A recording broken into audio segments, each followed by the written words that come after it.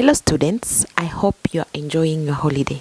In the next 10 days, On Your Marks will be hosting an imaginative essay writing routine suitable for both junior and senior schools.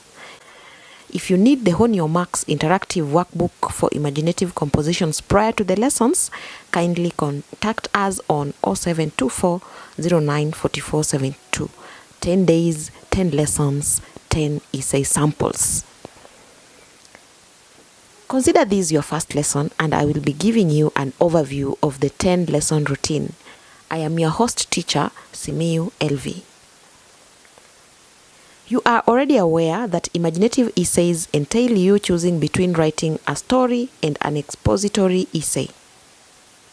Supposing you choose the story and another candidate settles on the expository essay, how do examiners strike a balance while awarding scores to the both of you, considering that some elements of your tests are different? Language ability. The equalizer is your language ability. That is why, in our next lesson, we shall delve deeper into it. You can find elaborate notes on this also in Chapter 1 of our On Your Marks workbook. During the lesson on language ability, I will show you how to hype or flex your linguistic ability if at all already you are a good writer. Do not worry if your language ability is not that good. In that lesson, I will demonstrate how to improve it. Imaginative essays borrow and stretch all the way from real-life contexts. In this routine, the third lesson will build on contexts precisely familiar ones. If you look at the English Paper 3 exam critically, you should notice that you have less than an hour allotted to each question, 50 minutes at most. Within that limited time, if you try something new, you will be caught up with time, still unraveling and explaining yourself however good you will be while at it. Do you know what else will be up against you? Space. The 3 pages allocated to you for your imaginative compositions will be compromised as well. In our third lesson, therefore, On Your Marks will show you exactly how to strike it off with your examiner from the word go. We shall help you understand what a typical examiner really wants to see or hear. By the fourth lesson, expect to be ready to choose worthwhile characters to unfold your story around, or the right voice and tone with which to represent the facts in case of an expository essay. On Your Marks will explore credible main characters in 3 dimensions. 1. Choosing suitable main characters. 2. Defining your characters clearly. And 3. Developing the characters wholly in less than an hour, in less than 450 words. Only then shall we unravel Lesson 5, your storyline. A simple storyline will work miracles for you, dear candidate. Simple merely means telling us who did what or what happened to who and why. Simple should not degenerate into boring.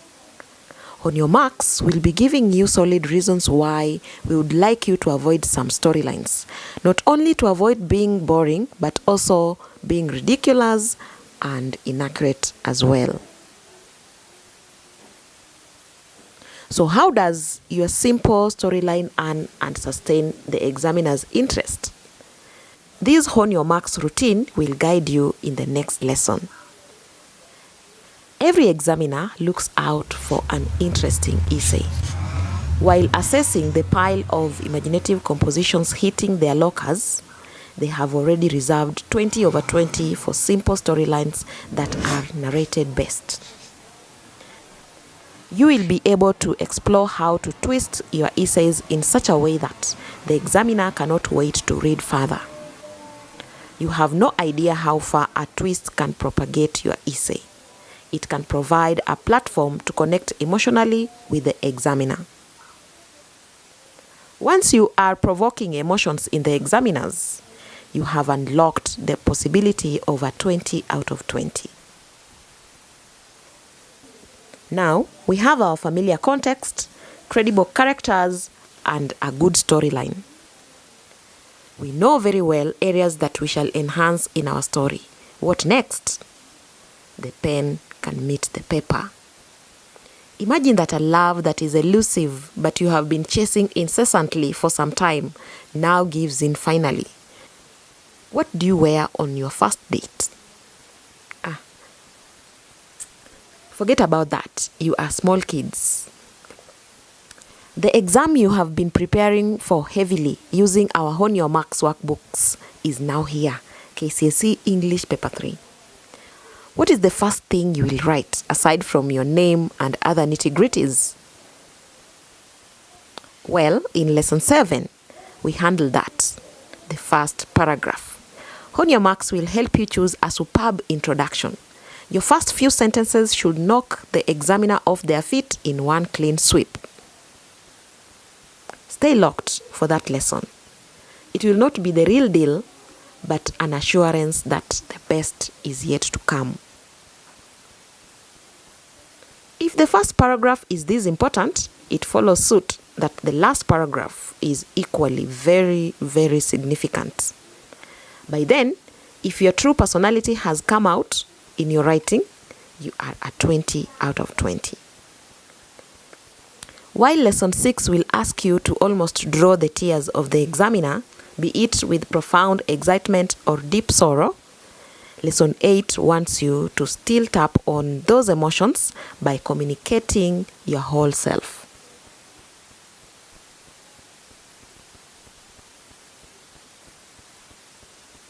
Examiners watching me right now must be nodding and are ready to tell you you are a 20 out of 20 if you achieve that.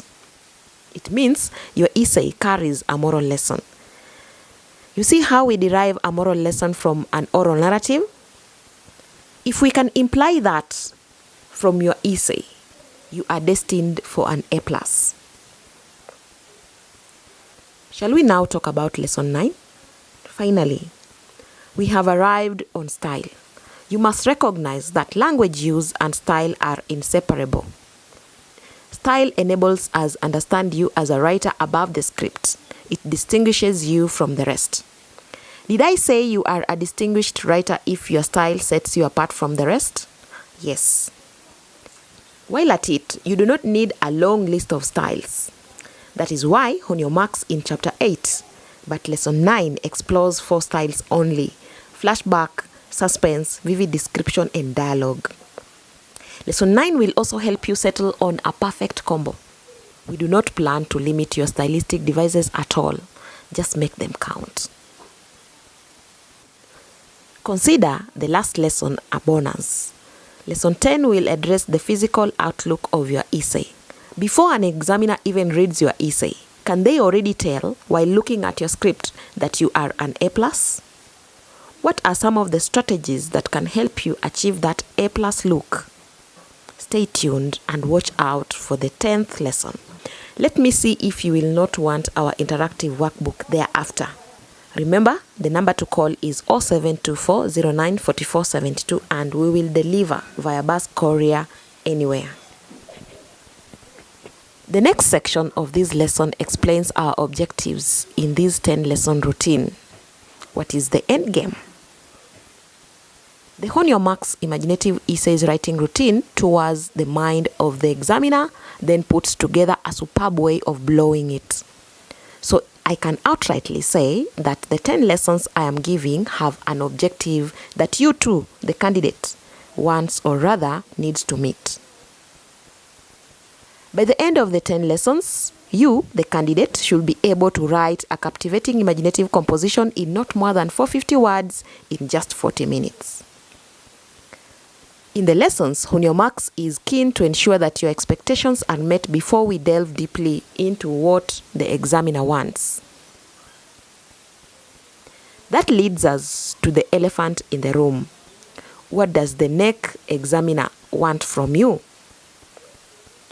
You are aware that one reason why CBE is replacing 844 entirely is that NEC and KICD want to carve a learner-based curriculum. But you, going to Form 3 or 4, are not a CBE candidate. You will still be tested under 844, which is exam-oriented. That means you must remain exam-centered, training for KCSE like a do-or-die affair. NEC will decide your fate academically. You will interact with NEC via KCSE, therefore. The exam body will contract professionals come teachers as examiners. These examiners will then interact with your imaginative essay script at the marking center before scoring it.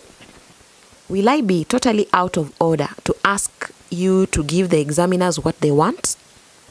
Will you take offense and tell me exams are not about them? Let's be honest. While a Paper 3 English examiner is interacting with your script, what exactly do they want to see? Two things. One, NEC has guided and told them to expect some things. I am going to list some of the things NEC instructs the examiner to find. Two, those NEC examiners have their secret personal desires that even NEC cannot control or overrule. Good are the expectations that NEC spells out for the examiners, yet better are the outcomes when you, the candidate, satisfies the secret desires of the examiner. On your marks, we'll teach you how to juggle the two.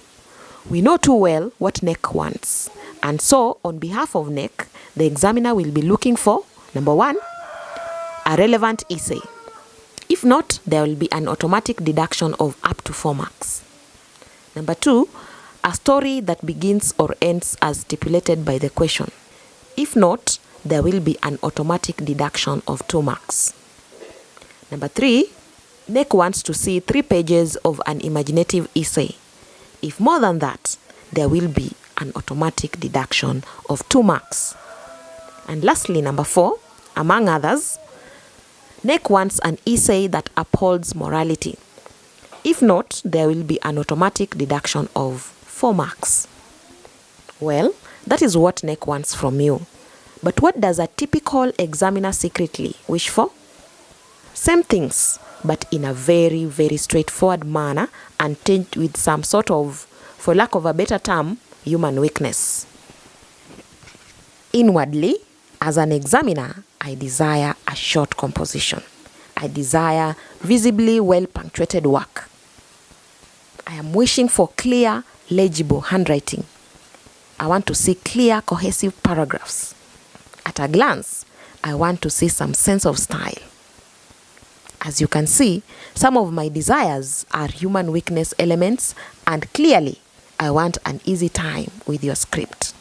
To cut the long story short, in imaginative composition, in English Paper 3, Question 1, you must set out to deliberately impress. I have just read out a list of things that I want to see so that I am impressed as an examiner. Can you work around them to come up with a superb essay? This brings me to our first essay sample. The instructions were, write a composition ending, I thanked everyone for saving me that day. I would like us to look at this essay together, written by one of my students. Chris and I then sat down and worked on the essay. I will show you the outcome, but first, the initial essay. In the first and second paragraphs, Chris expresses the idea that Chiriku and he are working on an English assignment, yet it has gotten late and the roads are dangerous then. In the third paragraph, they are rushing home and Chiriku is the first to get home, leaving him alone, scared. 2 ideas come in the fourth paragraph. 1, the narrator has a dysfunctional torch. And 2, he is ambushed by some men. The fifth paragraph details the description of the men and how they capture him. In the sixth paragraph, Chris captures his helplessness in the hands of his abductors before a car pulls up to his rescue. Then in the last paragraph, he has details of the arrest of the abductors. Chris falls in the B category. He has numerous items of merit, but clearly, he watered down some of these when he got verbose. He is good at vivid description. In one of the paragraphs, he says, "I ran past them, but no sooner had I passed them than they caught me. The man who talked wore a black pair of jeans and a tight shirt. He also had a white face mask. The other person was short, had untidy dreadlocks that hung loosely on his back. I saw his brown teeth, and an awful smell came from his mouth whenever he talked. He wore a baggy shirt with 'Don't mind me' inscripted and a khaki trouser. I shouted for help even though there was no car passing." Blah, blah, blah. We can tell that he is very good at vivid description. Unfortunately, that vivid description was not relevant here. He already indicated that it was dark. How could he see them so clearly? Eventually, it is the vivid description that elongated his composition in such a way that at the end, we must have an automatic deduction of 2 marks. The idea of the torch too was null and void. Why did Chris decide to bring the torch on board when he was just a kilometer away from home? That was late, although the vivid description was on point. Then Chris is dragging some of his ideas too long. That he is late and the roads are dangerous can fit in a small paragraph, if not a sentence. Also, that the men were apprehended could have fitted in 1 paragraph. Chris had the men apprehended only to have them try to run, making his composition long. On the positive side, Chris has a great potential with his language ability. You should have seen how he captured vulnerability and helplessness. I awarded Chris a 15, but did an automatic deduction of 2 marks for length, taking him back to 13. But at 15 out of 20, Chris is on the brink of an A. Just a small push and he will yield. And so, Chris and I worked together on the composition using the Hone Your Marks workbook for imaginative composition. Bearing in mind what we have discussed earlier, the milestones, that is language ability, the storyline, familiar context, credible characters. Bearing in mind all that, we worked on his composition. So using the Hone Your Marks essay writing routine, we explored the following: language and style, in which Chris has shown greater potential, and we introduced a familiar setting. We defined and developed the characters. We maintained the storyline that 2 students are ambushed by kidnappers while going home late. Simple, clear, and very easy to work with. Then we introduced a small twist, partly as an attempt to make our characters more credible. We shall see about that in a few. And then lastly, we chose a very interesting start and a punchy finish.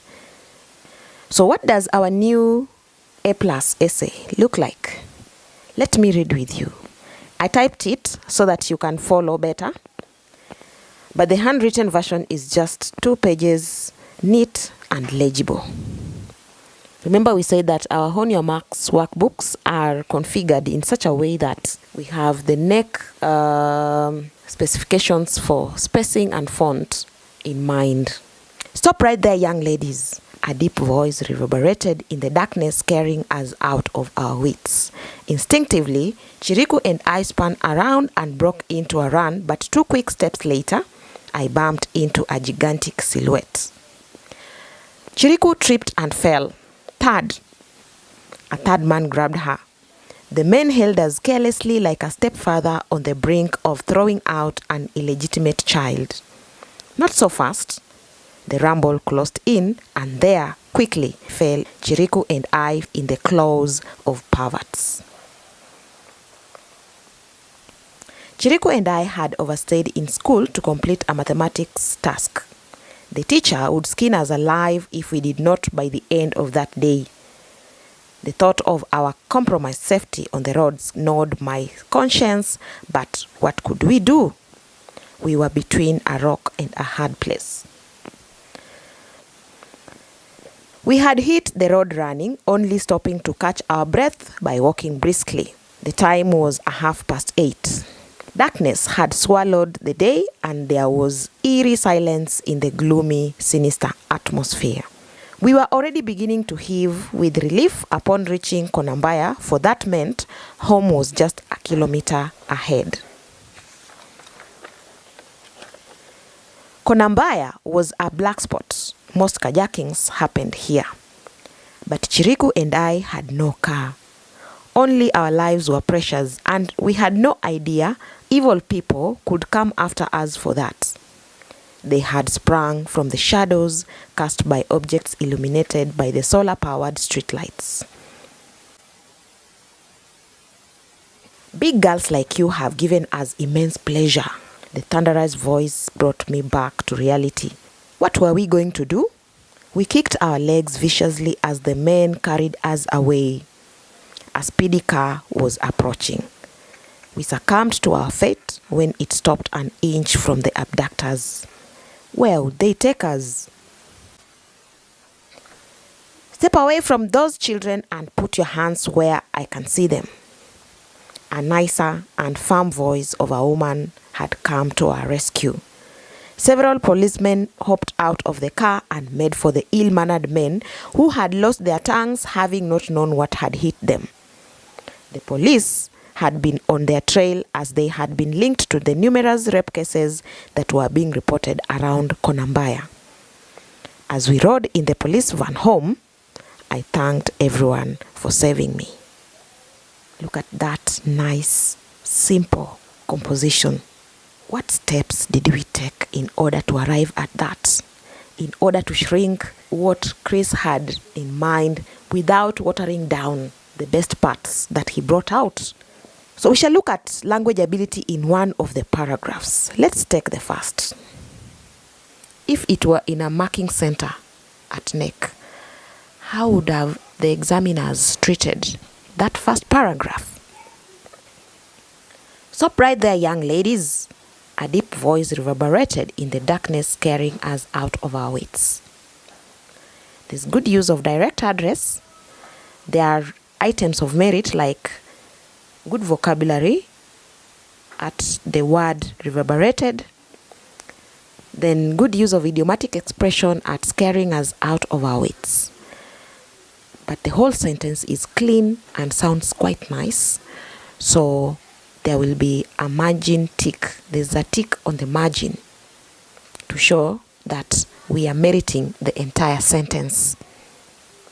Instinctively, tick, good use of vocabulary. Chiriku and I spun around and broke into a run. Two idiomatic expressions, spun around, broke into a run, which should be merited, but we shall withhold and see whether we could also merit the whole sentence. But 2 quick steps later, I bumped into, that is a phrasal verb, a gigantic silhouette. Other good vocabularies, gigantic and silhouette. So because it's a clean sentence, again, tick at the margin. Chiriku tripped and fell. Good use of a short sentence. Tick at the margin. Third, another tick at the margin. Not only is it a one-word sentence, it is onomatopoeic. Good use of style. Third man grabbed her. The men held us carelessly like a stepfather on the brink of throwing out an illegitimate child. Look at that imagery. Look at the image that Chris is painting in our minds. It resonates credibly with what is happening to the 2 girls. Tick at the margin as well. There's also good use of idiomatic expression, on the brink of. Good use of vocabulary at illegitimate child. Not so fast. The rumble closed in. Tick at rumble, but we shall hold on. Good use of vocabulary.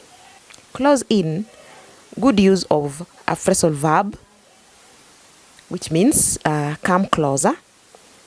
And there quickly fell Chiriku and I in the claws of pervert. Very, very good use of an inverted sentence. Tick.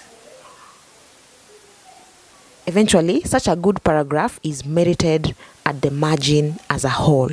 Tell me, Can such a student reach somewhere and get mediocre, get average? No, it's not possible. So already in the first paragraph, we have the impression, the examiner has the impression that this is an A+ student. They are not going to say it now. They'll read the whole essay because you have ensured, Chris has ensured that they stay glued. They want to find answers to the questions that have been posed in their minds in the first paragraph. Look at the last paragraph. Step away from those children and put your hands where I can see them. After studying on your marks with Chris and highlighting areas where I needed him to breathe more life into, he brought me the edited version. I could not wait to see this sentence. This is one of the sentences I could not wait to hear.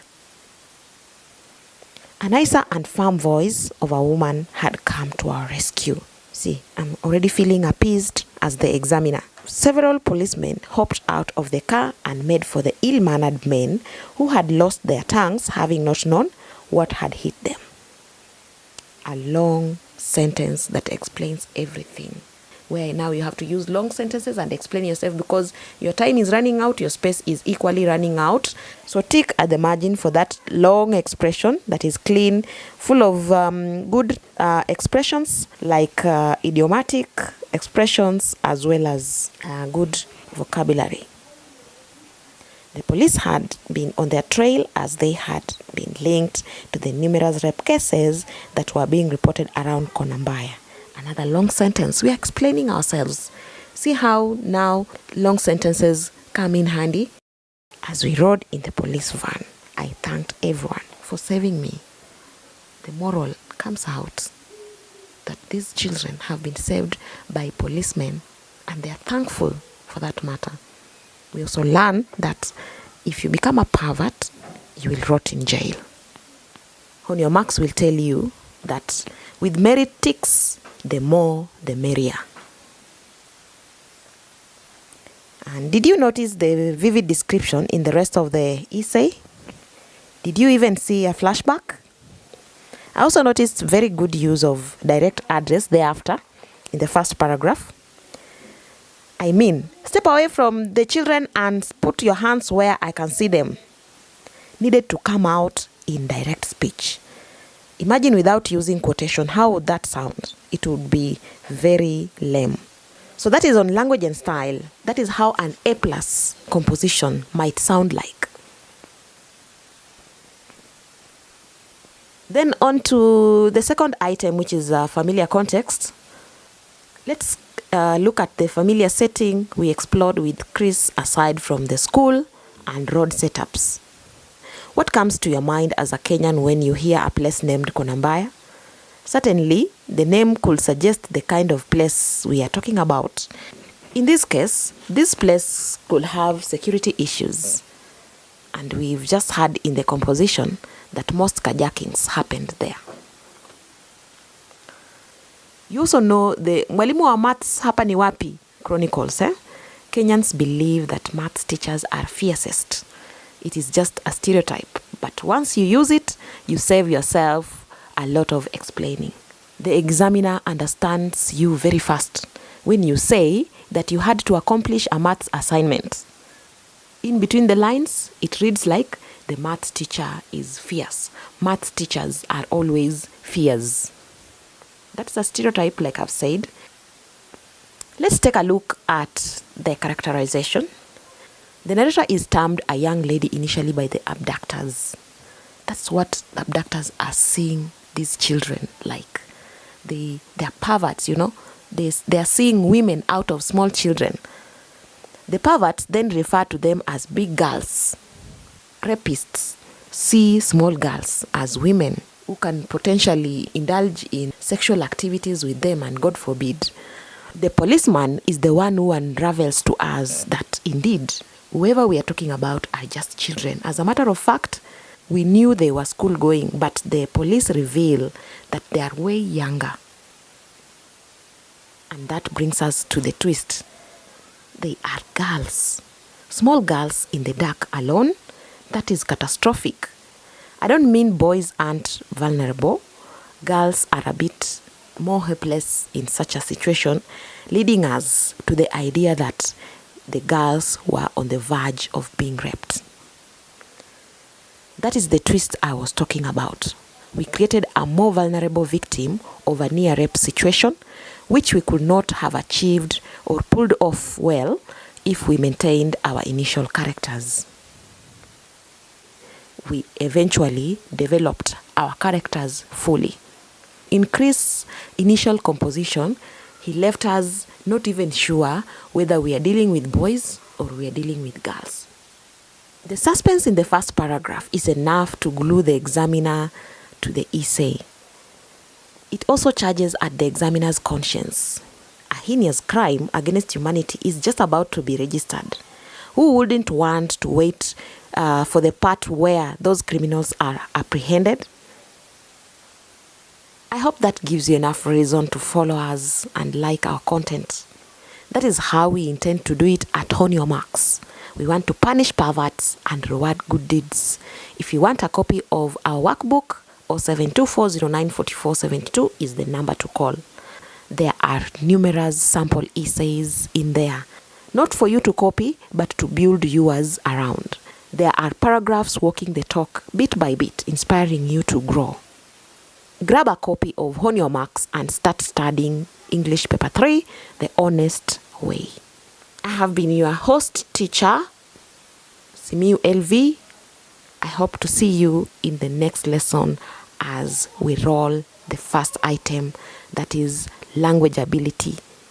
How do you ensure that you display the best of you there can be when it comes to language use? See you next time. Goodbye.